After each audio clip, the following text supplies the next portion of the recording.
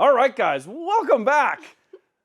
We got a good one for you today. If you're into short-run cars, one of only 600 left in existence, cars that have got race history, SCCA logbooks, you know, stuff that's maybe not one of one, but in this configuration, pretty darn awesome.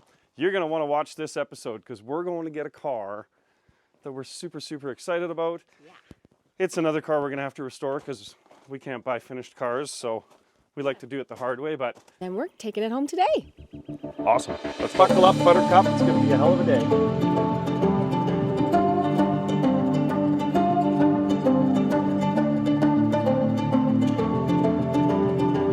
Another one of those intros from the inside of the pickup. Why is that? Because we're on a journey. We're actually on a bit of an adventure to go find some Porsche parts, ultra rare Porsche parts. Don't know what's going to come of it, but we're so inspired right now on Teresa's car, and we're making progress, so that's kind of what's in our brain. We had a beautiful day off because the sun's shining. We decided to go for a drive and go find some ultra rare Porsche parts.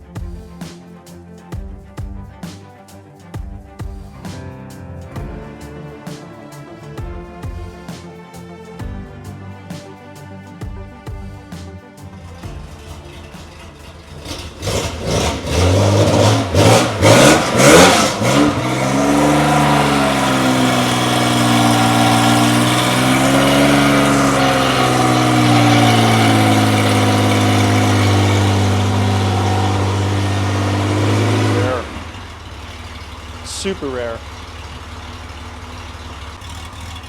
Wow. An underappreciated car for sure. Yeah. Wow, is that cool? Yeah, it's in for tuning, and the hood cable had broken on it. So this six-cylinder, is it the same as the 911 six-cylinder? Yeah. It was originally fitted with the 911 2 liter. I believe this one has been increased to 2.4 liter. So would this car weigh less than the 911? It looks as though it would. Yeah, these I've had... Underappreciated then. Yeah, I mean, this is what I raced for a lot of years. Right. Joined up owned 2 of them over the years. One of them in the UK now, and one of them's on the coast. Wow.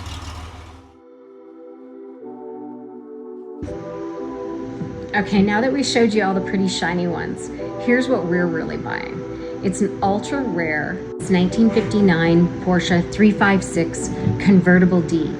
So it's really rare due to its limited production. There was only 1,331 units made. And this one has race history, which is even rarer for its unique legacy in the motorsport industry. I can wrap my head around any of that. I just have to get there. I just have to sort of... So window frames or window winders? They just went up. I do not have spare regulated. So you got nothing for that? I have no regulated. Okay. Okay. But it takes a conventional 356 AB window regulator. Okay. But so there's obviously some bearings and stuff that that put that together. Right? It's just a rubber? Yeah. Okay. Yeah. There may be another one of those, what looks like a U-clamp in the collection. Yeah. I can't say for sure. Right. That would work for Teresa's. Yeah. So that's the A column. That's the original column to this. Okay. Which is the same as any pre-1959 Volkswagen Beetle. Oh, okay. So that's not something So that's... it's not a, but that part. Even this housing part is... Yeah, that's the part, that's, So this is Porsche specific? no, it's not really, it's, Okay. like I say, It's Beetle, okay. yeah. The shaft, is it Porsche specific? It's also Beetle? That's, I could not say for sure Okay. on the splining, but that Okay. is a very poor spline. It Okay. might just fit just early Beetle and, Right. and 356, Right. right? So, what I found Yes. for you, Yeah. here's a shifter for that transmission for this car. This is a Teresa shifter. Okay. And there's a shaft. They're around. I'll have to find the shifter shaft, but Yeah. there is one. These are the Door unobtainium latches. door latches. Yeah. There- And this car still has its... Yep. Okay. There's a striker that's off of this car, Right. and there are strikers for Teresa's car. Right. This is 356A steering column. Mm-hmm. I forget the first part of the VIN number on this, but it came from a 58 Speedster. Okay. This ring's not correct for it. This part fits perfectly, but what you'll do is you'll cut this off, right? Oh, I see. And it's been restored some time ago. Oh no, it's just that. The horn ring is Where different. did we put it? Right Oh, there. it is. Yeah. So Speedster just is this cup, Oh, Yep. I see. right? See this, and this was one that was Had a bit of repaired some damage, years ago, yeah, right? So I mean, you can choose Perfect. to do this if Perfect you want, piece. right? Yeah. And these Nope. are readily Nope. available. I So love the banjo wheel.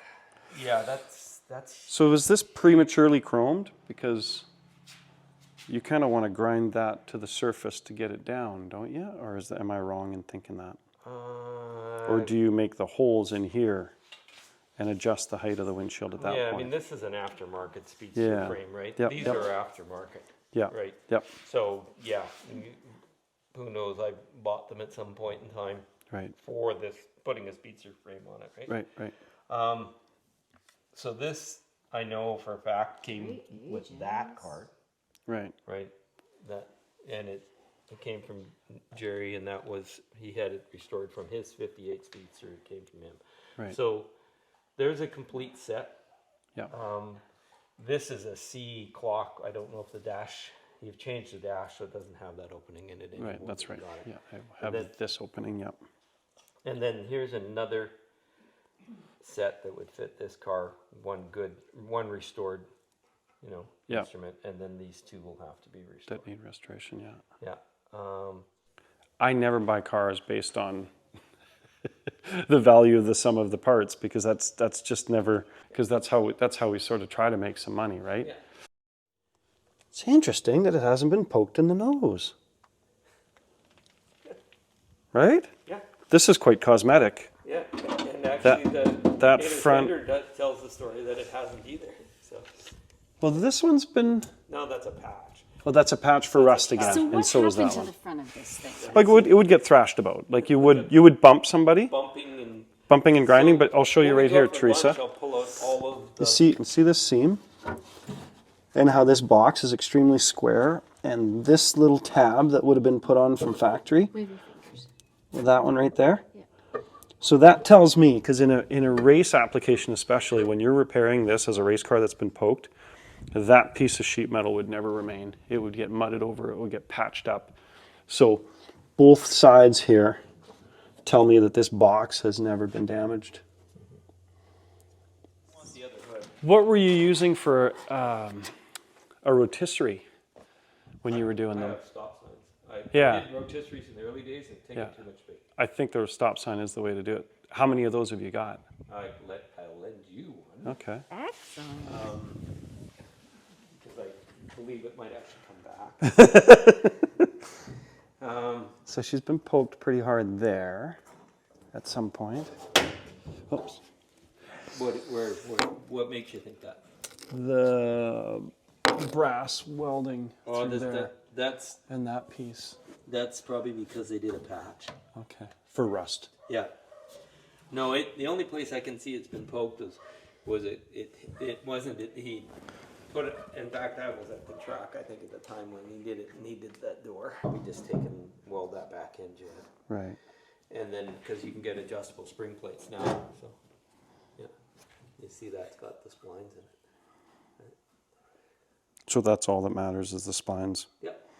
And if we want to change ride height, say on Teresa's, I just re-spline it. Well, that and they have To a different adjustable spot. spring plates Okay. now that fit Beetles, which this stuff makes Beetle, Okay.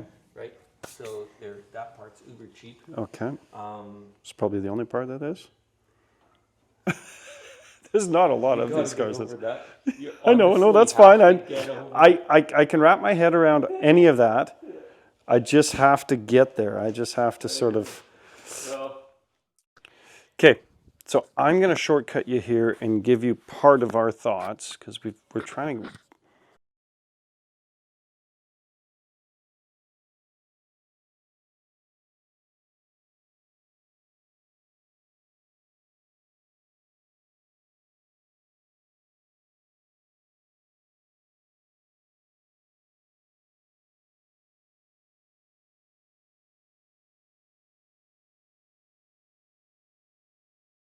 This is the engine for this car? That is. Okay. Right? Okay. So, What if, just in a conversation, 30-second exploration, that got decompressioned, went into said Outlaw,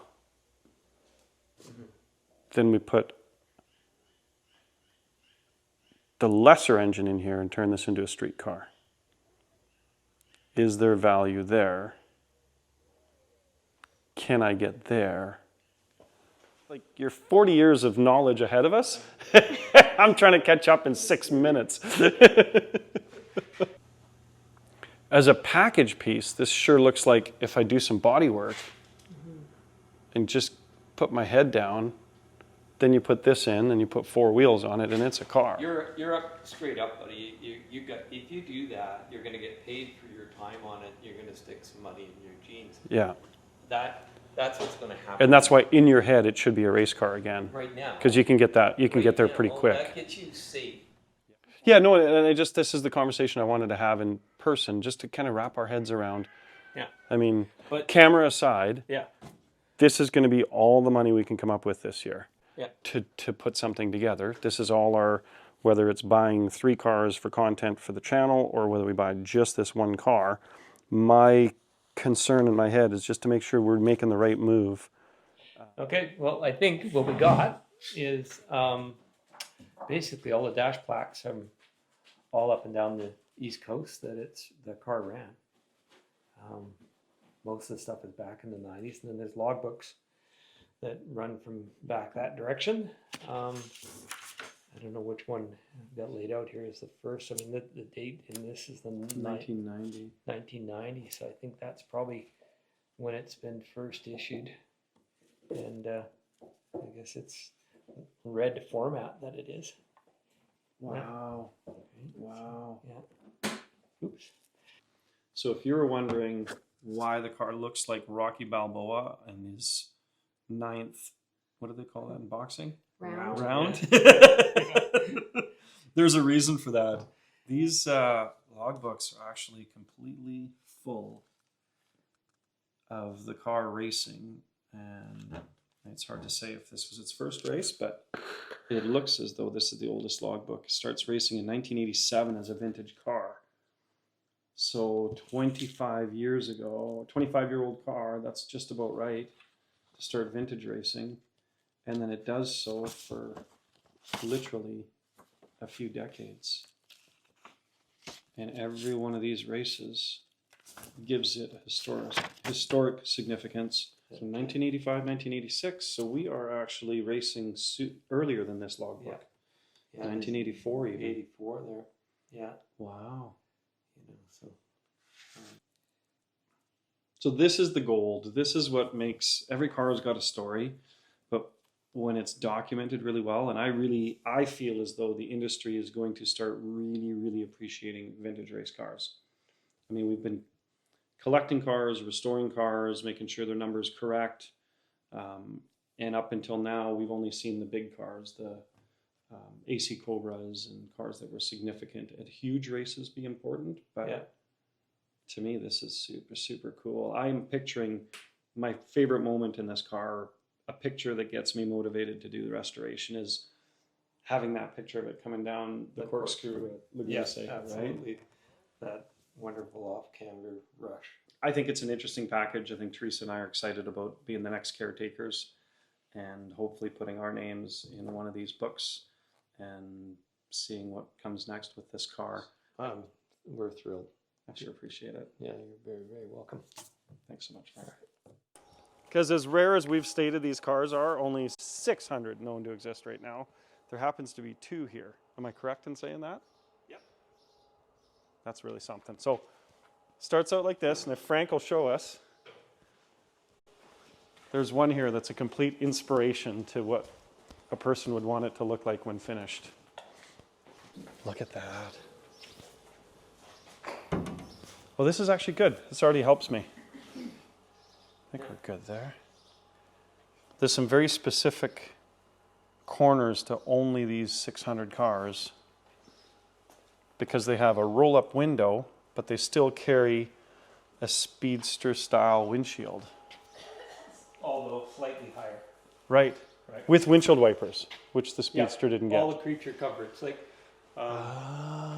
Convertible D is a good read on just basically how the Department of Transport was coming down on them about the headlight height and so on, and the fact that it didn't have the amenities that it needed Right. to comply to US. So they wanted the defrost vents, windshield wipers. Yeah, heat and roll-up windows, Right. right? Increased visibility, I guess. Right. And because that windshield was so popular, the cabriolet was obviously not selling as well. Well, they sold lots of cabs. Did they? Okay. Yeah, like cabs carried on, right? Okay. Cabs carried on right into the end. Okay. Yeah, it was less expensive to produce a stamped metal windshield frame Right. than this, brass hand fitted, That makes sense. blueprinted to each car, essentially. Right. Did they all end up with this beautiful trim molding? The D's had that trim. Right. molding, and Speedster. Right.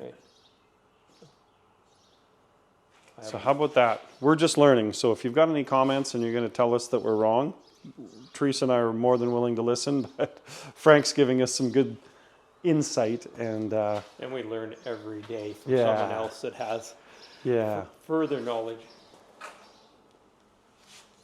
Gosh, that's inspirational though, eh? Do you know the original color for that car? Yep. What was it? Ivory. with Ivory. Ruby red interior. Oatmeal. Oatmeal color. There's a combo. That's just perfect. Same as that. Same as that. So color coded like that. Yep, exactly the same color code. Same Wow. oatmeal, same ruby red leatherette. So it's almost one big package. You could see what it's going to look like. Only it's going to take, I don't know, 1,500 hours? Optimistically? Yeah, optimistically. Yeah. Well, we have to tell ourselves that. Yeah. Otherwise you don't jump in and do it. Yeah. Okay, Yeah. get packing, mister. Okay, let's load it up. Let's get it You home. got miles to put on. All right.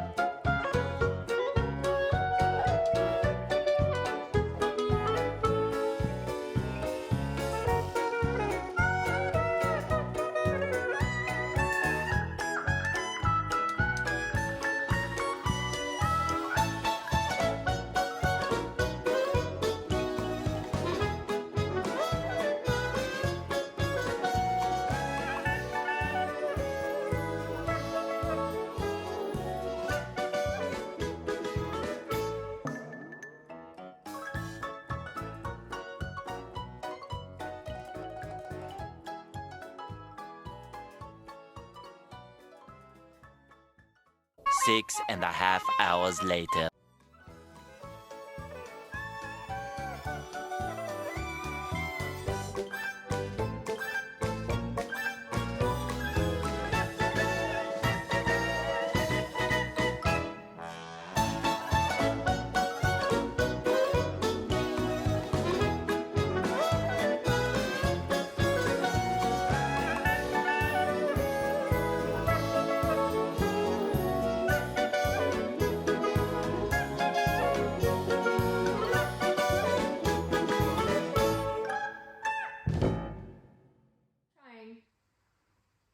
I know it's crazy that we have another project, but we're excited about the journey of this project.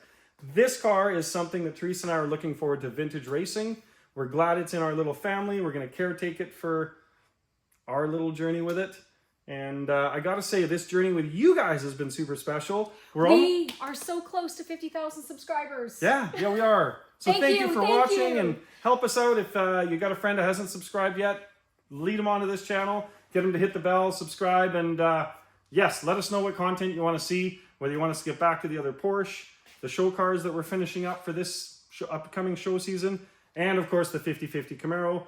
It's almost ready to run, so you're going to want to see that. Thanks for watching, Bye, guys.